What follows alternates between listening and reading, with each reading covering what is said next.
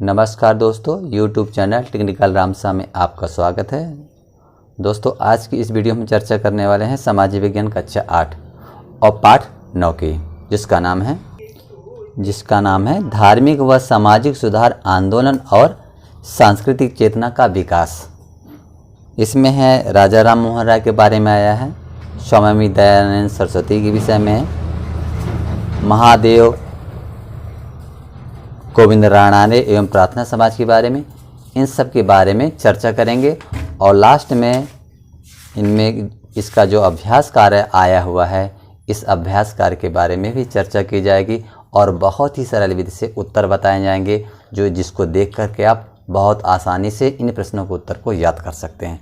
तो चलिए, वीडियो शुरू करने के पहले वीडियो को लाइक करें, चैनल को सब्सक्राइब कर बेल आइकन जरूर प्रेस करें। इनमें से जो धार्मिक सुधार के महानायक के रूप में हैं, तो इनमें से पहला है राजा राम मोहन राय ने, इन्होंने ब्रह्म समाज की स्थापना की थी। इसके बाद यहाँ है स्वामी दयानंद सरस्वती ने, जो आर्य समाज की स्थापना की थी, और महादेव गोविंद राणा ने एवं प्रार्थना समाज की।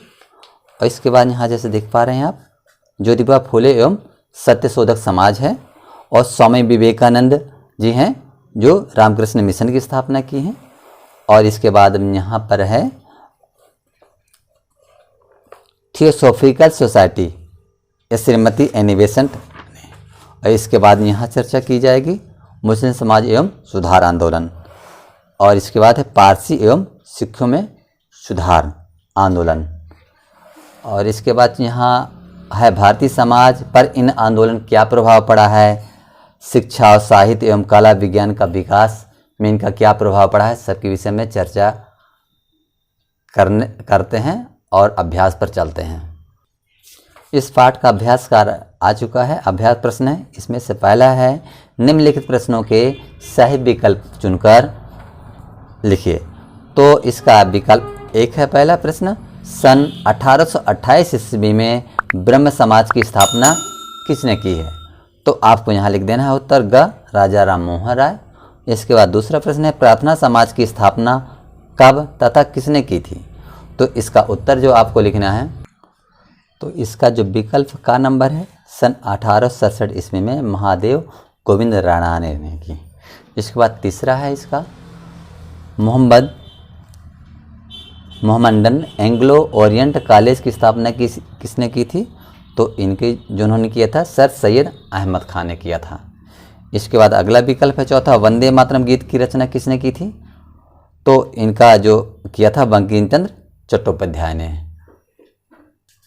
अब प्रश्न 2 है, ये रिक्त स्थानों की पूर्ति कीजिए। इस पाठ में जो भी रिक्त स्थान आए हुए हैं उनकी पूर्ति करना है।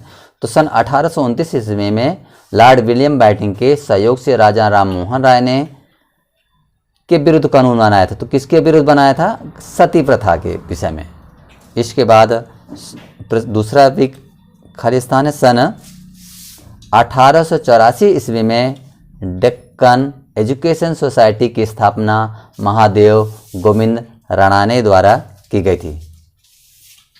तीसरा, ज्योतिबा फुले ने दलितों के उत्थान के लिए कार्य किया था। यहाँ आपको बता दें, डॉक्टर भीमराव अंबेडकर के साथ साथ इन्होंने भी दलितों के उद्धार में सहयोग किया। अब चौथा है यहाँ पर, स्वामी दयानंद सरस्वती ने सत्यार्थ नामक अपना ग्रंथ प्रकाशित किया। पांचवा खाली स्थान है, रामकृष्ण मिशन की स्थापना स्वामी विवेकानंद ने की थी।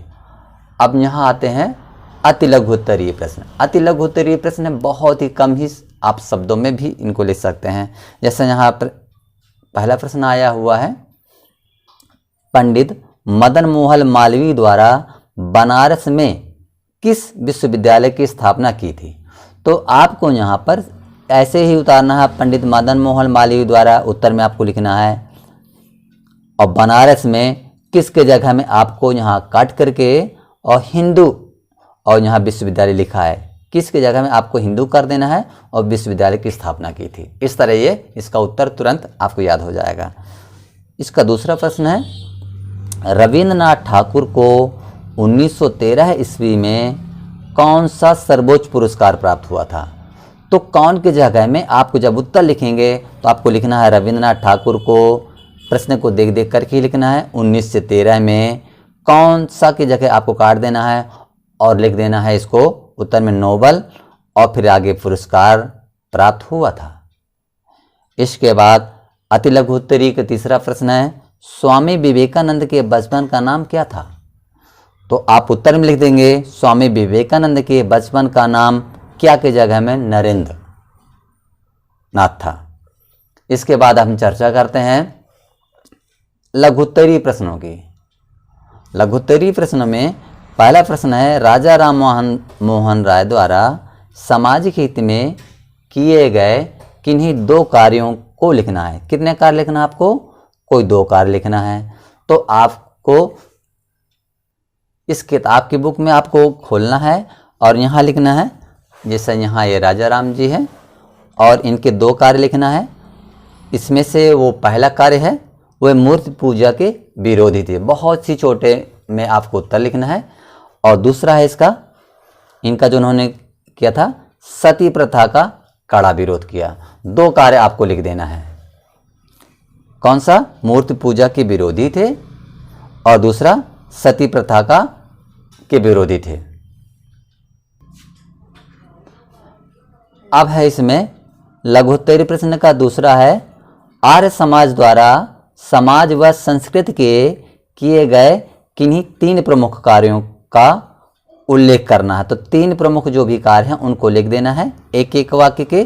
तो चलिए हम चलते हैं, बुक खोलते हैं अपनी, और यहाँ दिया हुआ है ये आर्य समाज और इसके यहाँ पर कार्य दिए है, जैसा आप देख सकते हैं। लघुत्तरीय दूसरा है आर्य समाज के अनुयायियों ने, तो आपको इनको नहीं लिखना है। आर्य समाज द्वारा कार्य में से पहला आपको लिख देना है कि बाल विवाह के विरोधी थे और दूसरा इनका कार्य है विधवा पुनर्विवाह का समर्थन किया है और इनका एक और कार्य है हिंदी भाषा के प्रचार प्रसार एवं स्वराज्य की बात करने वाले वो पहले भारतीय थे। अर्थात यहाँ आपको इतना लिख देना, हिंदी भाषा के प्रचार प्रसार के समर्थक थे। इसके बाद अगले प्रश्न पर चलते हैं। प्रश्न नंबर 3 है, रामकृष्ण मिशन की स्थापना स्वामी विवेकानंद ने किस उद्देश्य से की थी? रामकृष्ण मिशन का संबंध है स्वामी विवेकानंद से, तो इनका उद्देश्य क्या था? तो आपको चलना अपनी बुक। जैसा कि आप यहाँ पर देख पा रहे हैं, इस मिशन अर्थात रामकृष्ण मिशन का प्रमुख उद्देश्य था भारतीय राष्ट्रवाद को अध्यात्म की अच्छाइयों से जोड़कर समाज सेवा करना था। कहाँ जोड़ा है?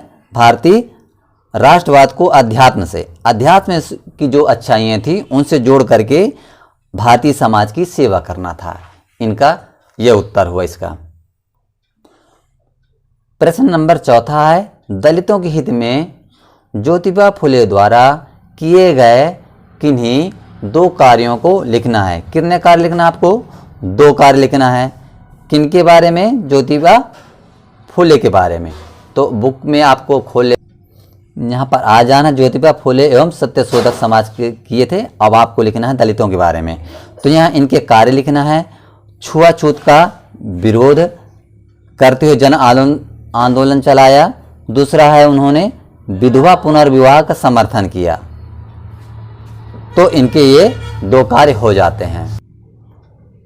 अगला प्रश्न है, श्रीमती एनी बेसेंट द्वारा समाज के हित में किए गए 2 प्रमुख कार्यों का वर्णन करना है। मात्र आप उनके कार्यों में से 2 कार्यों को लिखना है और श्रीमती एनी बेसेंट के बारे में।